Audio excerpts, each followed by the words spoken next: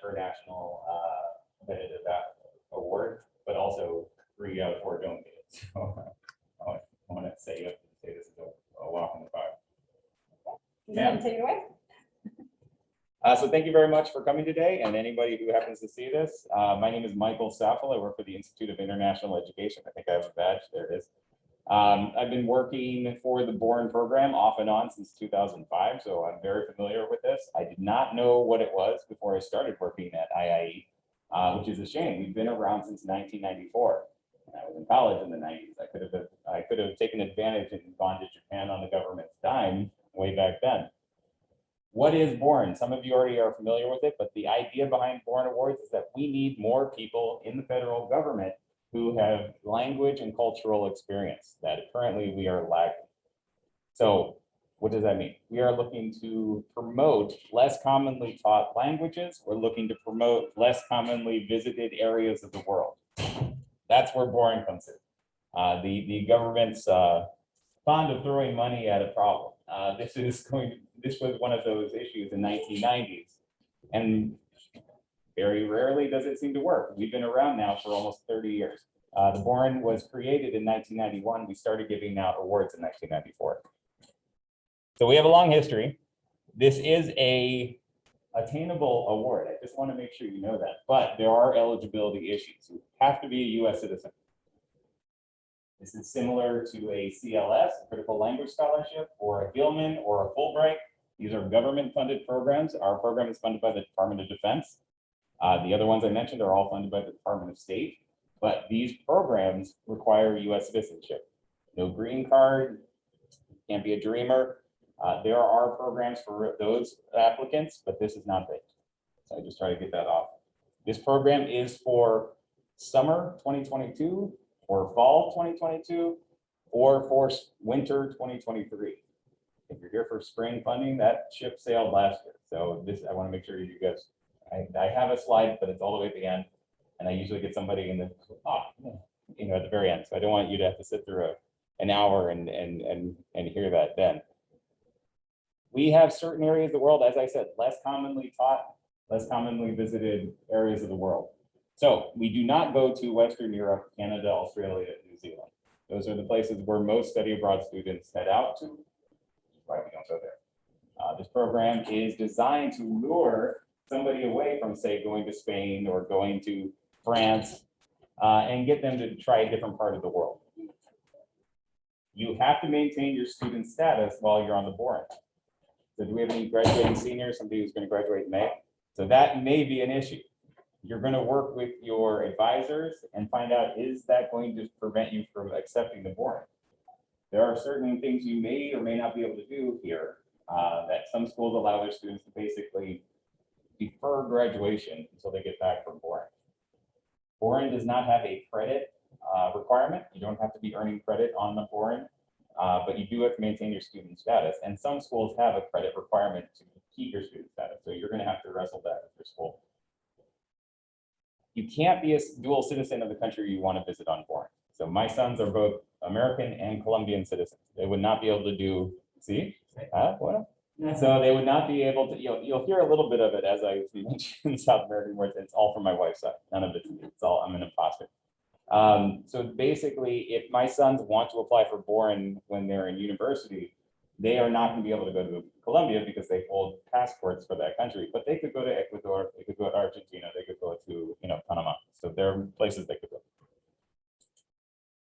Now, we're a DoD program. We have a defense, we have a national security focus to this program. Our program used to have a very long, hard name to remember, National Security Education Program, NSEP. And wisely, after a short 15 years, we decided to change that name to Boren Awards. But that national security is still the foundation of this program. If you want to go to Japan, if you want to go to Argentina, if you want to go to Morocco, you have to come up with an argument. Why is this country important to US national security? There are probably 100 reasons why you can make an argument why Japan is important to US national security. And we are happy with any argument that you make as long as it's specific, it's detailed, and it's focused on the things you know that you're passionate about. And ideally, it's something that has to do with what you want to do in the federal government down the road. You don't want the whole reason why Japan is important to U.S. national security or a brief, 150-year history of U.S.-Japan relations. That's called a Wikipedia answer, right? The committee that reads your application, which this essay is only 2 pages long, they'll say, well, they say a lot, but they don't really say anything. You want to avoid that. You want to focus on one argument. That can be traditional international relations argument. Japan is, right, they are an ally. They've been a strong ally since about 1940, late 45. They are right next to North Korea, China. There are so many reasons why they're important to our strategy and our presence in that country, in that region. You can make that argument. It's a great argument, but you don't have to. If your background, if you're taking classes that have nothing to do with that, don't feel like you have to make that argument. You can make different arguments. Maybe you're in a STEM field. You can talk about Japan as a leader in robotics, in chemistry, or whatever it is that Japan may lure you to head over to that country. A lot of ways you can feel that. So just think about it. And if you come up with an ideas, you share them with your campus rep, share them with your advisors. Hey, does this seem like a cogent argument? Does this seem like an argument that would fly with the committee? A lot of times those more specific arguments are just more memorable and compelling. And so I always try to tell students, like, think about what you're studying and think about how you can relate to that. Because the broad argument, nobody's going to remember that. But if it's very specific to you, your interests. This program also differs in that there is a public service commitment to this award. If you are selected as a Boren awardee and you accept the funding and you use that funding on your overseas program, you are now on the hook for 12 months of federal service in the government. For some of you, you're doing that anyway. You got 4 or 6 years in front of you. So this is a no-brainer, which is why we recruit ROTC students. But for others of you, you may never have thought of working for the Feds before. I hope you have, or at least you're open to the idea. And that's what this process is. There's a QR code, and you can find this all online, that will get you to our information about this part of the application. And there are a lot of hyperlinks to agencies that we've found helpful. You don't hyperlink every agency that we list because some of them are just not that helpful. They're very jargony. You have to have worked in the government to really understand them. We put a lot of hyperlinks to agencies where we think they do a better job of talking about the jobs they're looking for, the positions they're hiring for. You can look at what they're hiring, see if that makes sense. It looks like something you like, and then reverse engineer that and make your second essay. That's probably the easiest way to, if you have not thought about what you want to do yet. If you know you want to be a foreign service officer, which is about 80% of our applications, I want to work in an embassy, I want to work, overseas, this is my passion, great. Pretty much anywhere you go on a Boren, everywhere you would go on a Boren would help you in that goal. But do your research, find out, because ever since going in, everybody's, a good chunk of applications are also going to be interested in foreign service. How do you distinguish yourself from other people? You do that by doing your research. Half of the people that want to work for the State Department in the Foreign Service are just going to write, I want to work for the State Department in the Foreign Service. So immediately you can help yourself by going into more of a long-term interest in federal service. What kind of career paths are available for FSOs? There are a few. There are probably 5 cones, I think they call them, that you can take different career paths while within the in the Foreign Service. Look into what those cones are. I'm probably wrong. They're probably not called cones, but look into what those are, figure out what they are, and be able to write about that in your application. It's going to impress the committee. Also, show a cognizant understanding that it's hard to get into the FSO and that you are willing to do other jobs while you are trying to get into the program. Like I'm interested in working anywhere in the State Department to help me get into the Foreign Service. That's a good sign. That means the committee sees your application and they know most people applying to the FSO don't get in right away. The folks that don't have any backup plan or it doesn't look like they are flexible are going to be worried about them actually finding work in the federal government. So all of these things help the committee say this person is a good pick. Yes, ma'am. Can I prefer students who are going to work for the federal government like in another country, or can you also extend like going to work for the federal government? Oh, sure. So In your application, you'll talk about careers in the federal government, your long-term interest in the federal government. 85% of federal jobs are not in DC and not overseas. They are everywhere else in the US. About 15% or 13% are in DC, and then 2% are overseas. That includes military, Foreign Service Office, in State Department, in Commerce, and in Agriculture. All three of those, and USAID. They all have their own foreign services. The state is the biggest one, of course. CIA also has their own offices. Anyway, but it is only 2% of the U.S. workforce, so the federal workforce. So we expect you to work in the U.S. Your job does not have to be have a direct link to the language you're applying for. So if you're going to study Korean, you don't have to say, I'm going to come back and be a Korean linguist if that's not really what you want to do. If you want to do that, that's great. But you may have other things you want to do. Living overseas, learning a language, all of these skills help for like a job like Foreign Service or pretty much any job you come in contact with. Having this overseas experience is going to help you. Has to be a language component. Some people drop the ball on this one. We have a 250-word box in the application where you talk about how you're going to study the language, what your goals of the language are. For the most languages, other than 2, you don't have to have a single leg of the language to apply for this award. You don't have to have any Arabic, Mandarin, Korean, Japanese to apply to the foreign. If you have some, that's great, but you don't have to have it. French and Spanish are the only 2 languages where you have to come in with some of it. But no matter where you are in a language, if you're an absolute beginner or you're a heritage speaker, you have to have a goal of how you're going to get better in said language. You know, what are your goals for the language?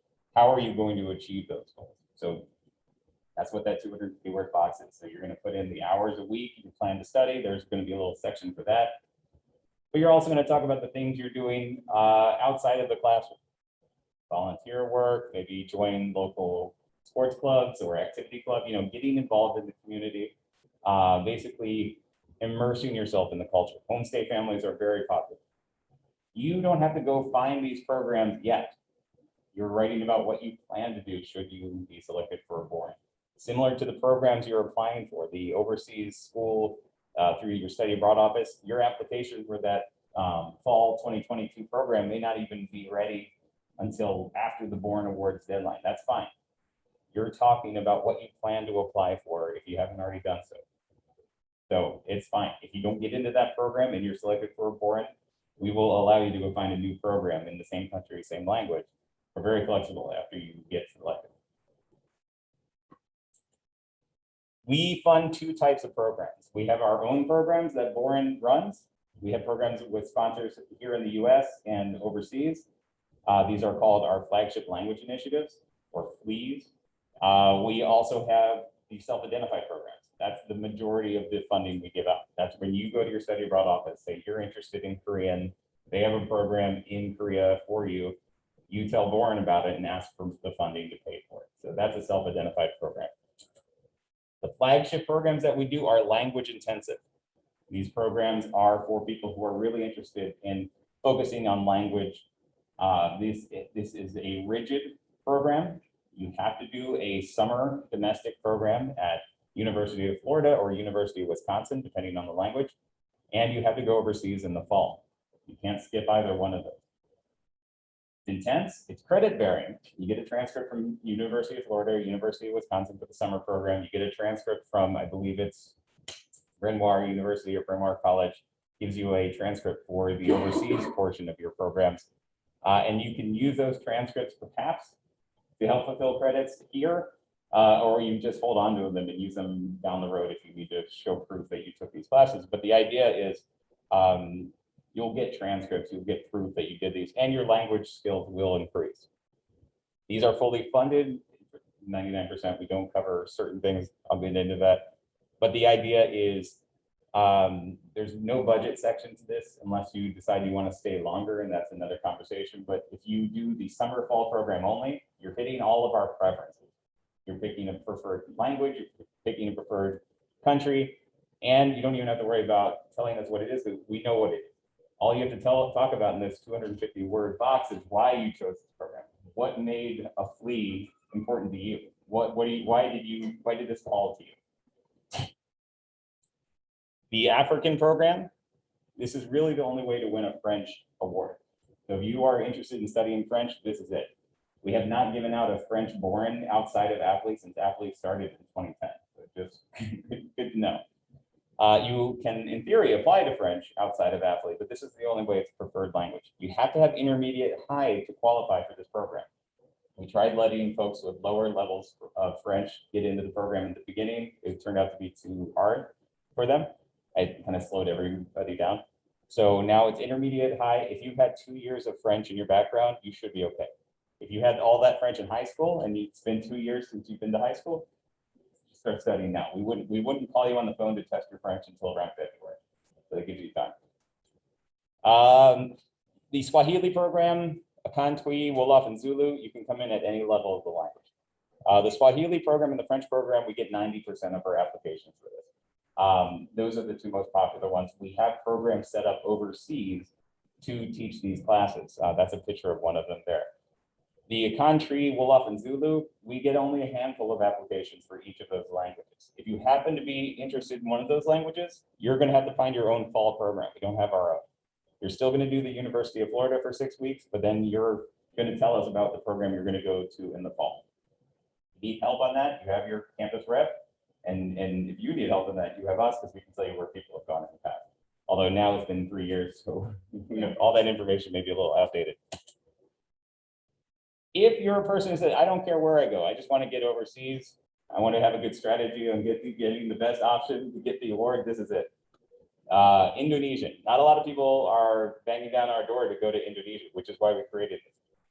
The language we're applying here is Indonesian, sometimes called Bahasa Indonesia. This program we give about 10 awards every year for this program. I don't think we've had 20 applications yet for this. Last year we had 18 applications. So you can look at that success rate is pretty high for this program. You have to be interested in Indonesian. I've had some of those applications, of course, are not selected, and usually it's because they don't show any real interest in Indonesia. They were just people trying to get the easiest award, and it showed up in their application. So you really need to want to go. If you haven't thought about it before, look into it. Look into this program, look into the country, look into Malang, kind of do your research and say, yeah, this looks like something I'd be into. And the SAFLI program, I know one of you was interested in SAFLI, there you are. Hindi and Urdu are the languages we teach in this program. If you're an absolute beginner, you're probably going to be in the same classroom at Wisconsin for 6 weeks. And then when you go overseas, you split up depending on your language. This program is also, we get about 25 or so applications a year on average for this. We're roughly about 10 or 11 spots. And finally is our Turkish program. Now, the Turkish was never a problem for us until we couldn't go to Turkey anymore. And we'll talk about some countries we can and can't go to later. But once we lost Turkey as a country we could reliably count on to send Boren, of course, Turkish numbers went down. Turkish is still a very important language for the government. So they really wanted us to focus on the fact that Azerbaijan, you can study Turkish in that country. So we set up this program. You can study Turkish on your own in Azerbaijan, doing a self-designed program or any of these other languages that I mentioned. Probably French. But the idea here is, I haven't yet to send anybody to Azerbaijan for this program because of COVID and other reasons. We're hoping fall 2022 is the first year we actually send people out. This is a very new program. Our numbers for this have been closer to 30 applications. Our fleas, much like Project Go, have all been online the last 2 years. Over the summer, but we have been able to do those online courses, and students did receive credit, but it's been a while since we've been able to send anybody overseas. Self-identified programs, I mentioned this. So if you're interested in going to Japan, you're going to go to your study abroad office. You're going to ask what options are available to you, and they will give you your options. What you're looking for is something Boren friendly, longer time overseas, language focused. That's the magic sauce for us. You explain why you chose that program, you go over the language, you go over whatever else, and then in your application, you put in what the budget is, and you're basically asking Boren to help pay for that program. That's what a self-identified program. That's 70%, 70, of what we give out in funding every year. So this is where the Arabic, the Mandarin, Japanese, Korean, Portuguese, Russian, these are our biggest languages.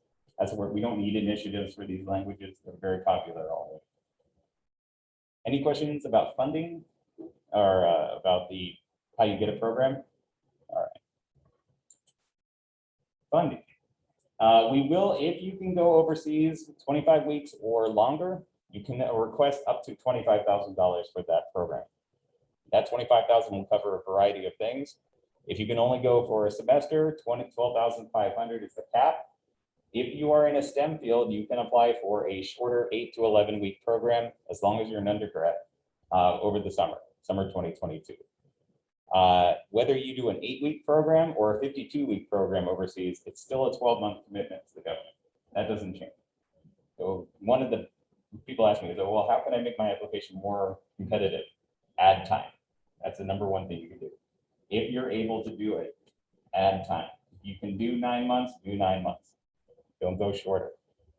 If you can only do a semester, make sure you address that in your application. For STEM students, it's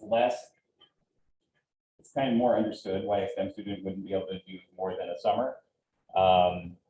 If you are not a STEM student and you only can do a semester, make sure you address that in your application. Your letters of recommendation should be addressing that somewhere in their letter, and the campus evaluation should probably address that. Basically letting the committee member know who's reading this, who have other folks who want to go to China for 12 months, but they really like your application, but you're only doing 4 months, kind of giving them, and it's like, well, I know he wants to do, or she wants to do 12 months, but there's obviously a reason why they can't do that, and I feel a little better about selecting them. So, you really need to address these elephants in the room. This is what that $25,000 can cover. It does pay for your airfare. Most of all of these things combined may be more than the amount of money you receive. Depends where you go. The room and board, the airfare, that could be a lot more expensive depending on which country you're heading to. $25,000 is the cap. You're not going to get more than that. So do your research. If living in Tokyo is going to cost you an arm and a leg, and it will, there are ways that you can survive, especially the study abroad programs. They know your students. So generally speaking, they are built for you. But let's say you're building your own program. Make sure you do the research. Make sure you find out how far is that 25 or 12,500 going to last. And understand that if it is a $26,000 program, that $1,000 is coming from somebody else. This just gives you an idea of what the Boren are applying for. Our graduate students are almost 85% applying for a 25-week or longer program. Our undergrads almost 70, well, it is 76%. The financial carrot there, we will double the amount of money you can receive if you at least go to 25 weeks is a good reason why that blue bar is so long. But we also want to emphasize how a normal study abroad student, you go to a study abroad office, they're used to giving students summer programs, very short programs. That's kind of what study abroad has evolved in the last 20 years I've been in this industry, short summer programs. You are okay if you go to your study abroad office and they give you very short programs, or maybe a 10-week program, but then there's another 12-week program. It's okay to stack those together. You can stack a few programs as long as they're in the same country, same language, and there are a couple of other things, but basically you can stack programs together and it's okay. I mentioned countries, we have preferences. The grayed out countries are where you can't go. The white countries are considered not preferred, although you can apply for those countries. The green and blue are preferred countries. The green countries, green is good, green is go. Green countries, and this is pre-COVID, green countries mean that we were sending Boren there, or Boren could apply there and not have any backup plan. So you could apply to India, you could apply to China, you could apply to Brazil and not have a backup plan in your application, because those countries were considered relatively safe. Blue countries were preferred, but for safety reasons, or political, or sometimes both, we were not sending Boren there. Iran, that may not be preferred anymore. Russia, Egypt, and Turkey are our big three. Before they turned blue, those were our most popular countries. Right now, China is our most popular country. China could be blue next year. We don't know the way things are going. But if you can apply to a blue country, you have to have an alternate in your application. So in the application, we'll know if you put down Turkey, it's going to force you to pick an alternative program, and it's going to be Azerbaijan. Where else are you going to go? You can't go to North Cyprus. So there are places to go. New this year, and this is not going to affect anybody who's never applied before, but this will affect you if you probably already heard about this. Arabic, Mandarin, and Russian. If you choose any of those languages, no matter what country you pick, you have to have an alternative program. So if you wanted to go to Kazakhstan, you're going to need to pick Kyrgyzstan or Georgia as your backup. If you wanted to go to China, you're going to have to pick Taiwan as your backup. You'll never be allowed to go to China. You will have to go to Taiwan if you wanted to do Mandarin. I know you're doing Russian, but that's the idea. If you want to study Mandarin and you're not sure which country to go to, talk to your CR. I think most folks are heading.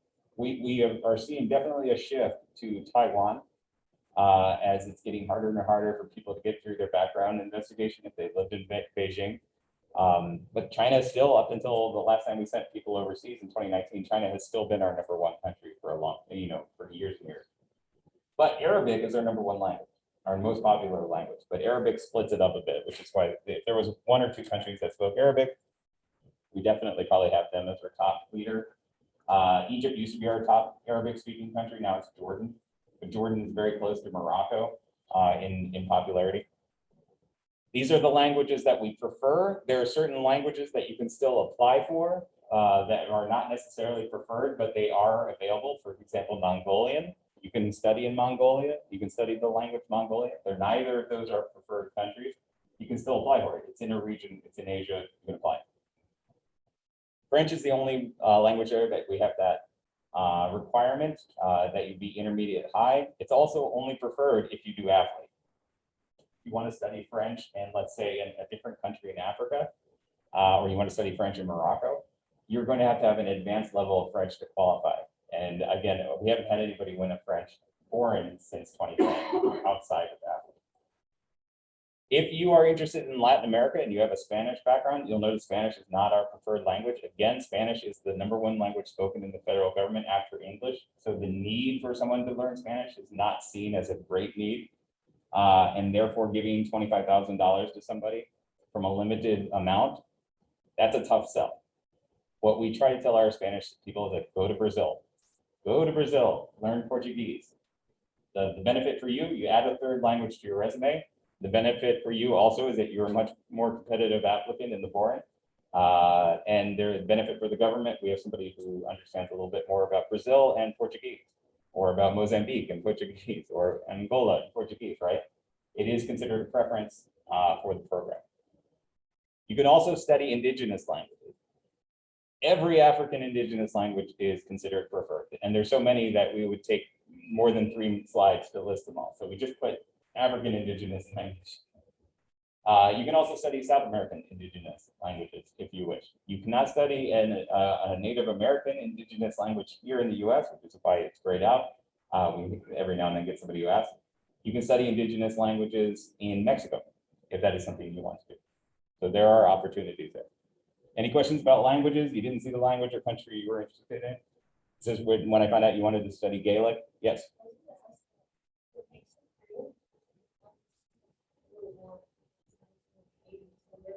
Haiti is actually where we would send you as long as Haiti is okayed by state.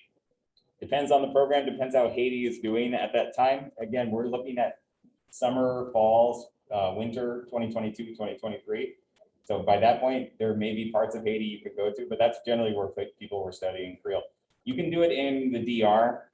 It's possible in parts. I think there are small parts of Colombia that may also speak it, but Haiti is where most students go. We don't get a lot of applications for Creole, but we get some. I think we're changing the name to just Haitian soon. I think that we're going to drop the Creole. I don't know. We'll see what the website does. But yeah, it is a preferred language. Yeah. I saw that Colombia was like one of the preferred countries, so I was wondering what languages students like to learn. So not a lot of folks end up in Colombia. It is a preferred country though. So it would be an indigenous language. So you would look up Colombia and say, all right, what is my wife is part indigenous. She has no idea what the language or she has no connection to that. So I've asked, and then having half of my family from Colombia, I still haven't had any answers on what indigenous languages are there. So you'd have to do your research. You'd have to find a program that teaches it, because just, Quechua is taught in Peru, but you have to find a program that's going to teach you Quechua, or it's the committee is going to be like, well, are you just going to walk around hoping somebody teaches you Quechua, right? You have to have a plan. That's a good question. We mentioned the STEM, 8 to 11 weeks. This is what we consider a STEM. This is normally where I get booed by the psychology majors, but we do not consider psychology a STEM, even if your school does. I'm not saying your school does. And just because you're, well, we have the social sciences, we don't count that even in those sciences in the title. So basically, if you qualify for the STEM program, you'll see it there. If you have a major that is, if you're a biochemistry major, it's fine. You're going to be a STEM. But if you have questions about it and you're not sure if your major counts or not, talk to your CR, talk to us, we'll let you know. And STEM students don't have to study for the summer only. A STEM student can study for a full year, but this is something that's open only to them. So you wrote this strong application. You talked about wanting to work for the Foreign Service. You come back from overseas on your Boren. Now we're going to start sending you and peppering you with emails about job opportunities that are available in the federal government. We will help Boren, who recently returned, and Boren who still need to fulfill their service, find work in the federal government, but we will not give you a job. We're not going to force a job on you either. You will be given opportunities to apply, and then it's up to you whether you accept or not accept that job. For the most part, that 12-month program, that job you get in the government is a paid job. You're going to be applying for jobs that are GS7s, GS9s. For the majority of those jobs are going to be entry-level-ish positions in the federal government. It's up to you to wiggle your way within the system once you're in the system, and it's a lot easier to do it when you're inside than outside, to get in and go to the jobs that you talked about in your application. You are not compelled to do what you write in your application either. If you wanted to be a federal bureau investigator and you were very keen on being Special Agent Sappho when you get back from, wherever it is, you may have a whole life change. Your whole perspective may change when you come back. And now you want to work for USAID or Peace Corps. That's great. You are not tied to what you wrote down in your application. The application's main purpose is to tell the committee you are serious as a heart attack about working for the federal government, that you have thought about it, that it's not just something to do because you have to do it. You're convincing the committee that this is something that you really want to do, that public service is something that you really want to do. And those of you that are going into the military, great. Those of you who are veterans, great, you get a bonus. I have a slide coming up. Those of you that come from military families. My grandfather was in the military. My father was in the military. So you could talk about that as always having that in your background. There's a little bit of your SA2 where you can mention this. You don't want to spend a lot of time on that, but it gives you a reason that, oh, this is why I'm passionate about public service. I got a little ahead of myself. So yes, Project Go, we have a Project Go alum here. So we always want to make sure that ROTC understands that we don't consider you DOD yet, that you're still eligible for a program. Our program is, if you are currently an employee of the federal government, you can apply for a Boren, but once you go on your Boren, you can't be a federal employee. And so we lose a lot of ROTC students who think they're considered federal employees already because they're about to go into the military. It does not. ROTC students, National Guard, they're still a reservist. They're still eligible for the Boren as long as they're not active. There are rules, there are forms with long numbers that they can get into. So in your application, you're going to write about what you want to do in the federal government. These are preferred agencies. So you're going to do your background investigations and look into these agencies. And if you can, look for a job in one of these four that would potentially be something you'd be interested in working in the federal government. This is not necessarily what you will do again. This is what you're writing about in your application. We put contractors, that's more for you to know post-Boren, that you can work for Northrop Grumman, you could work for Boeing, you could work for Rand Corporation, and it would still count toward your service if they're on a federal contract. But you don't want to write about that in your application. You want to focus on the federal aspect. USAID and state, we consider one and the same for this program. They're both preferred. Now, Boren have gone on and worked many areas of the federal government, as long as it has this national security angle to it. And again, we have that broad definition. So Boren have worked for NASA, for Peace Corps, for Congress. They have worked many jobs in the federal government where they have worked off their 12 months and more outside of the 4 priority agencies. If your passion is for one of these jobs, let's say you're passionate about Peace Corps, it's not a priority agency. So it's good to pair that with another, like I'm very interested in Peace Corps, you can write about why. Add a sentence about, I'm also interested in USAID or similar work at State Department. What that does is it puts in one of the priority agencies, and then that little red flag that would pop up in your application when the committee goes, disappears. As you mentioned, one of the priority agencies. There's strategy we can achieve here if your passion is for a job outside of the 4. If you don't have a passion at all, find a passion for one of the 4. But then again, we can work on this, and I'm happy to help folks.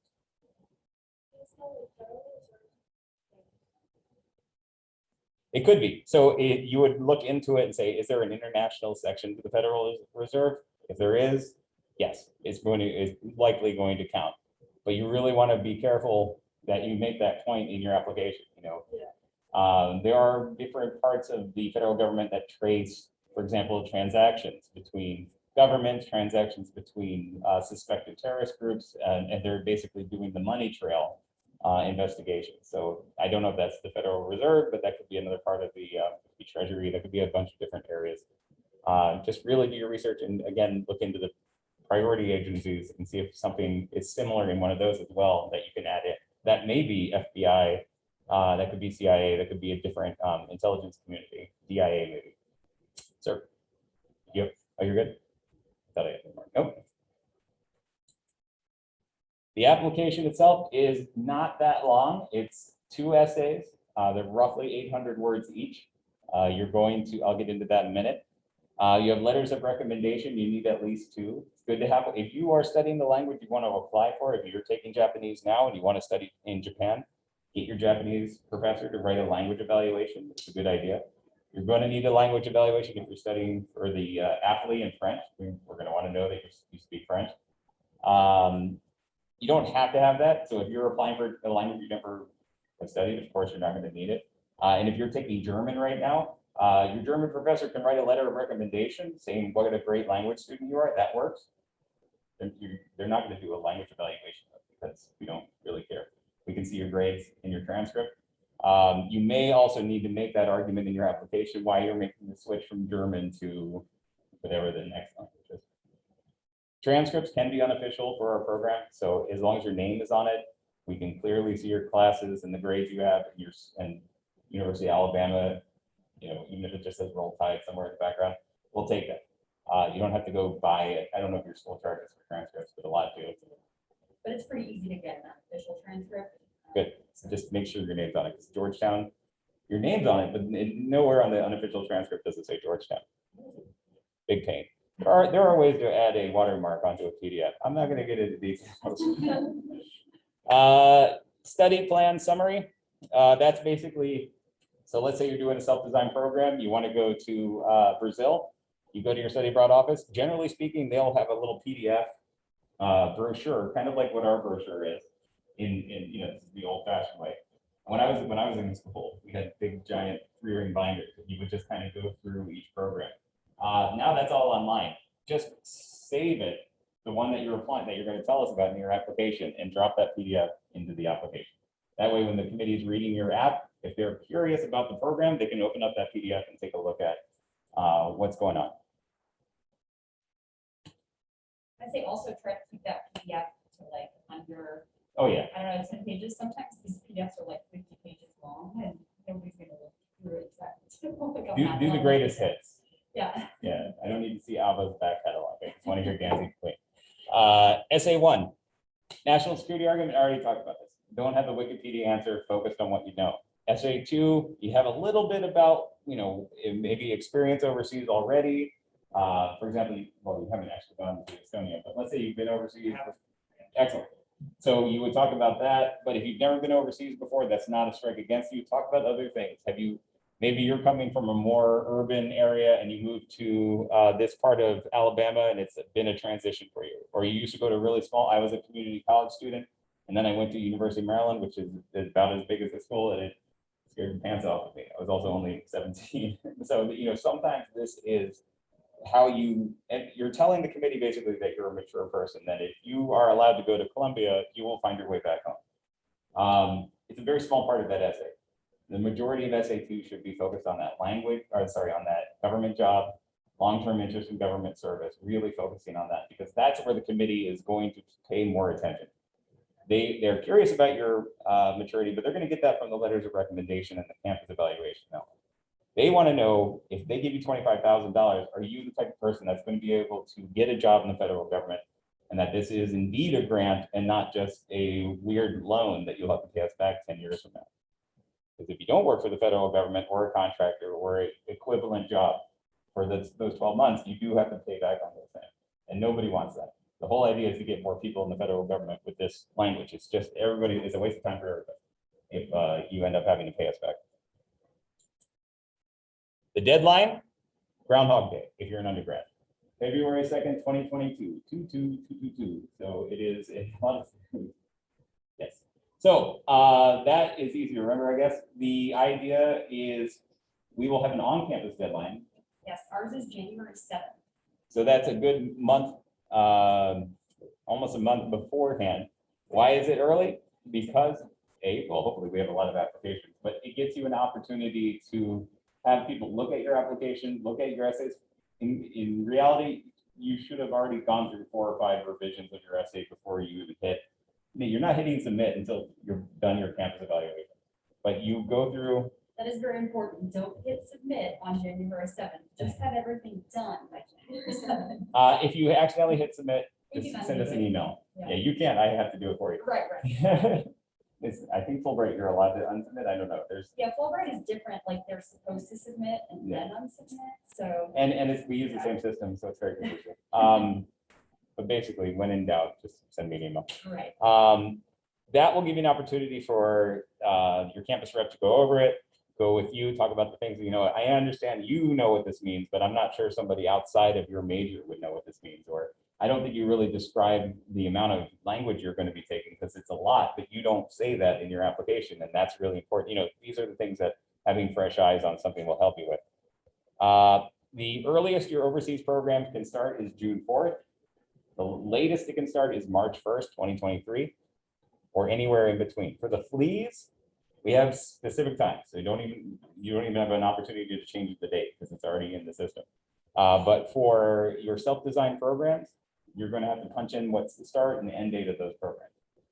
If you get into any issue with the technical issues of the website, and the website is relatively easy, but sometimes these things happen, send us an email, talk to your campus rep, we will work it out. And that's about all. Can I introduce very quickly, if she'll allow me to single her out? This is Anne Williams, and she actually won a Boren Award just this past spring to study Mandarin, and is supposed to go to Taiwan, fingers crossed, soon. So if you all have any questions or want to talk to her about what the competitive application, I'm sure she'll be open to talking with you. Yeah, that's right. I just need to know your name so I can. Oh, did I? Yes. You may have already done it. I Yeah, didn't yeah. see it. It's been a long week. Yeah. No, that's great. Do you know when are you supposed to ship out? So probably March 1st. Okay, so we're looking. Okay, so Yeah. you'll find out at the end of this month. We're telling people and then we don't know, which is the whole reason. But we're telling people. So if COVID is still, if we're on to Epsilon or whatever other COVID variant in 2022, what we're doing now in real time is it changes pretty much weekly. Like Taiwan was good in the summer, and we were able to send out a few folks to Taiwan, and then suddenly the CDC and the State Department changed their mind, and just looking at numbers, and then we shut it down. What that means for folks already in Taiwan, they can stay there. We're not going to send somebody home just because of COVID, unless they need to come home for whatever other reason. We'll send them home, but the idea is if you can get overseas, you can stay overseas. If not, you have to kind of wait, hurry up and wait. And basically you're just on pins and needles waiting for Boren to say, okay, we got the green light that you can go. It's not been fun. It's not been pleasant, but none of this has been for the last, 18 months. I hope we're past that in 2022, but I said the same thing last year when I was doing presentations all online. We're going to have to see. I know in late October, we're telling all the Boren what the future is for spring. And I'm not looking forward to that because I don't know. It could be great. It could be bad. It depends on your country. Taiwan has been good, so I have better hope for Taiwan than I would have for Brazil. I don't know. We will see. Any questions? I can answer anything you want. Yes, ma'am. How would you say, like, COVID has affected the program? Like, I know that there's been issues like we can't see people for a certain amount of time, but like other ways. So in some ways, it has, of course, it's been a challenge. Again, it's been a challenge for the whole world. One of the highlights of this program has been our FLEs. So our AFLE, IFLE, SAFLE, TERFLE, they've all been able to do their domestic programs online. And they've received the credit for them. Their language, we have tested them in the language, and they have tested as well as folks pre-COVID in their domestic program, which we were not expecting. And that turned out to be really a positive. But almost none of them were able to go overseas in the fall. For a lot of folks, this has been because you have to maintain your status as a student. Some folks have been forced to decline so they can move on, graduate, and just move on with life. And there's not really much we can do about it. So it's been tough. We've sent out a few people on our brochures. We have the folks who were able to make it out. You'll see that they're wearing the masks on there. We didn't superimpose that. They're actually in places like Taiwan, in Thailand, Vietnam, Cambodia. These were areas that we could go to. It was all Asia. People who were used to wearing masks at the beginning seem to be doing better at this.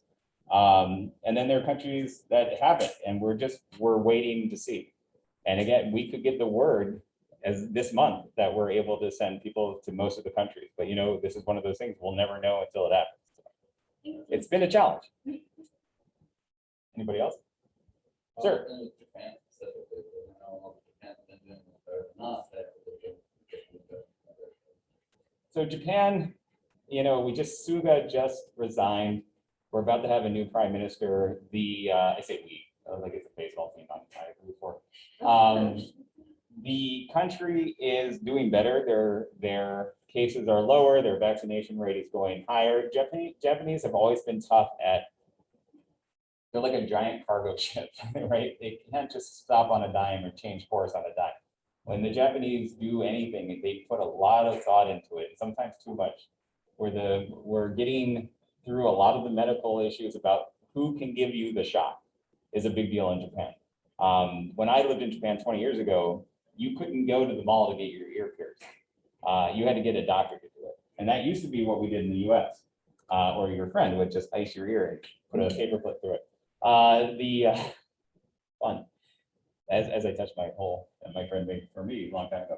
The idea though is, it's Japan is on the right track. And will it remain on the right track? I have kind of high hopes that Japan will be okay. But Japan is a country that is not letting folks in. So that may be, even if Alabama says you can go to Japan, even if state, CDC, exactly. It's kind of, you have to have 4 people on the same page. You need your university, you need IIE, well, I guess it's 3. You need university, you need my program, which takes guidance from CDC and State Department, but ultimately it's their choice, their decision. And then you need the government itself to allow people in. So there's kind of a 3 tiers there. If I could say one thing about my experience with that was the problem with Taiwan, was that it was okay for everyone except for the Taiwanese government. But being a Boren, the American Institute in Taiwan, recently decided to allow a certain number of students to come and study, some of which are Borens and Fulbright. So the Fulbright people are actually already able to get visas that are going. The Boren people not yet, but there's hope that those visas will come soon. I don't want to get into these hopes up because it's really, but a lot of times governments will work with Boren students together specifically. And I mean, especially if you think of Taiwan and their relationship with everybody outside of China, they want to be as friendly as they can. That one again, optimistic. You don't want to get too optimistic, but I'm optimistic for Taiwan. I'm optimistic for Japan for at least spring 2022.